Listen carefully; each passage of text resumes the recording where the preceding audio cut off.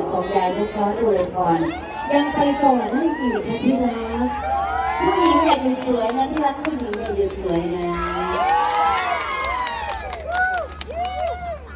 สาวใหม่อยู่หน้าห้านกระไรคือกันค่ะสาธุขึ้นไปหอดพระอาจารย์มหาสถิตเนาะเป็นผู้ประสานงานค่ะเสียงอีสานตะวังลา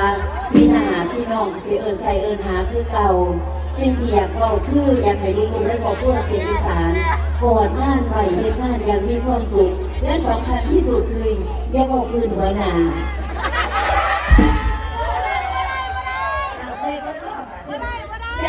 ก็ได้มาทำคุณผู้ชมสิ่งที่ขอเลยจะบอกคืนหัวหน้าว่าเบิกเงินอย่างได้สูงไม่ออกเลยเนาะ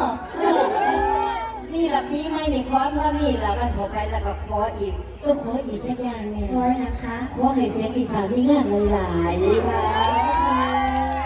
ร้อยทั้งทีน้ำหนอกทั้งทีพออีเมลเข้าเหนียว